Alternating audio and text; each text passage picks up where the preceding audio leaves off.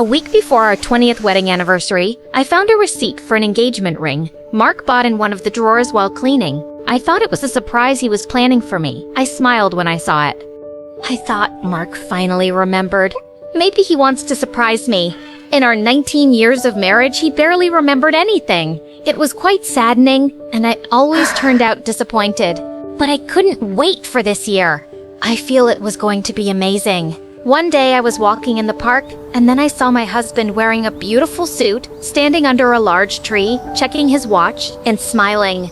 My heart raced. I thought he came by to surprise me here, because he knew I always take my evening walks in this specific park. I smiled and decided to walk up to him, but then another woman wearing a wedding dress went and stood in front of him. I froze, and then he smiled at her so warmly, like the day him and I got married. I haven't seen him smile like that at me in a long time, but there he was doing it to his mistress apparently.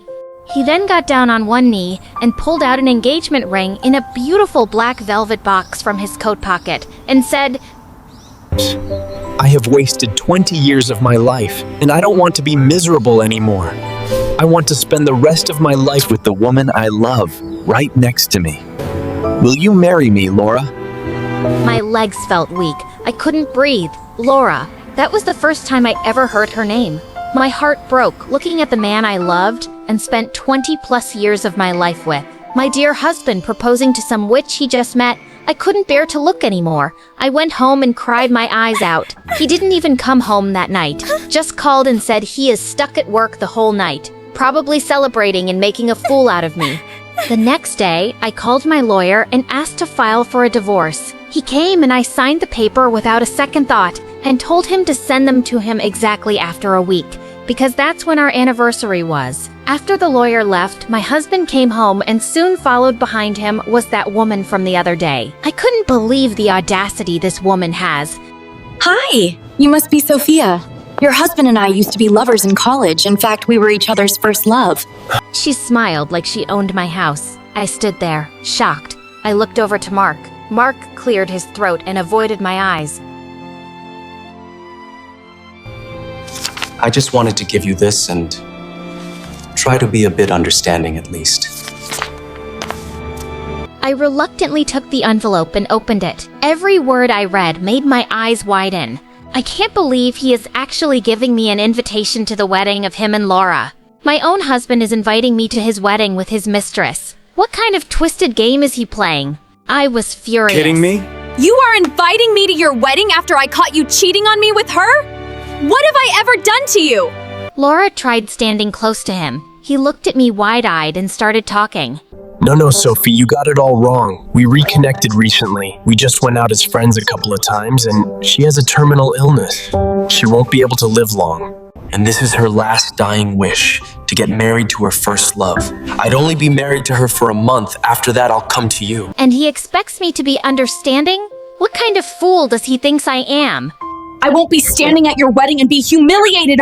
Don't be dramatic now. I'm doing this noble thing for someone, and you should be proud of me for fulfilling someone's dying wish. Sometimes I feel like you have no heart.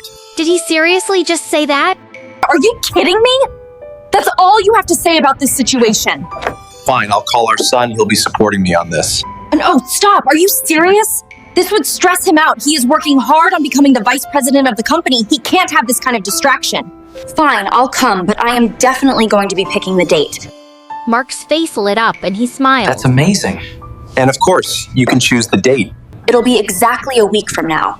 I was hoping maybe he would remember the day, but to my disappointment, he said, Next week is perfect.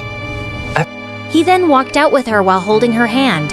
I can't believe he is so happy. I can't believe he was so excited to marry his first love and didn't even care how that would make me feel.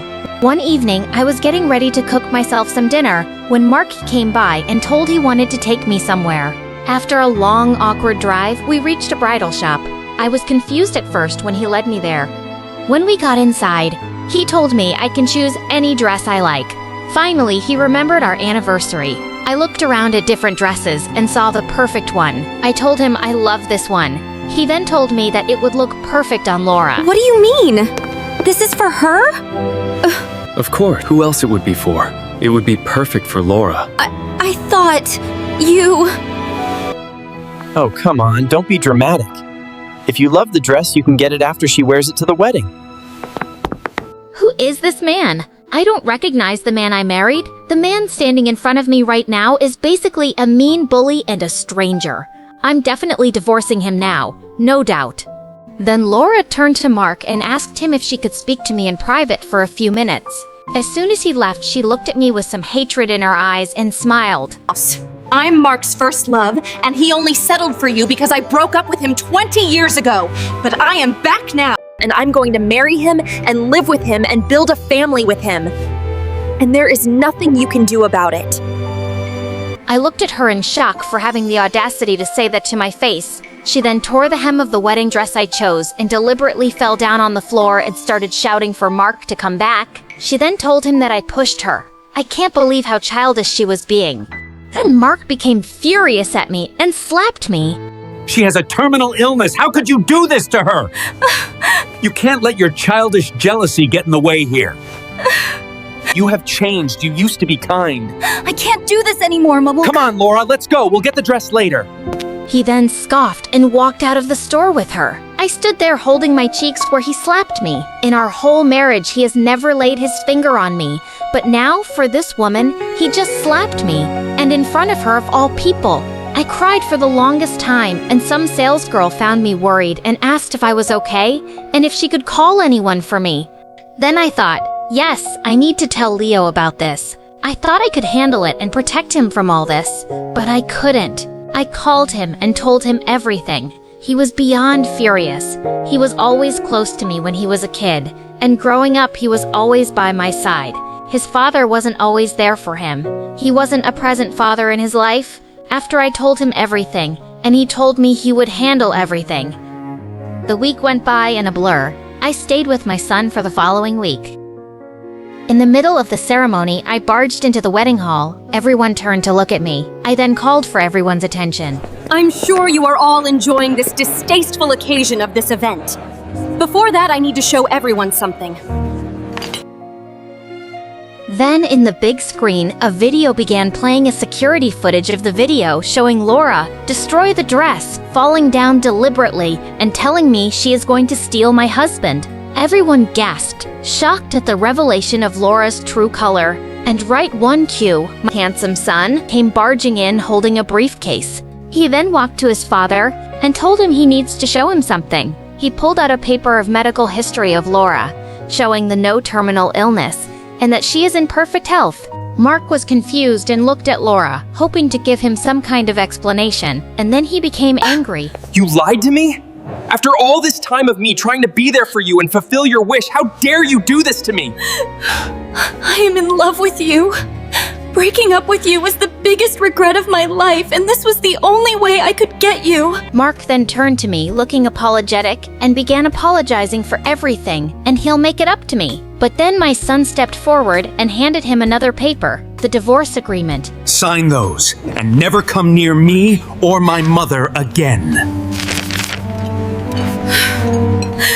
Leo then took my hand and led me out of the venue. Mark got what he deserved. He was sad and all alone. His friends left him after they found out how he has been treating me our whole life.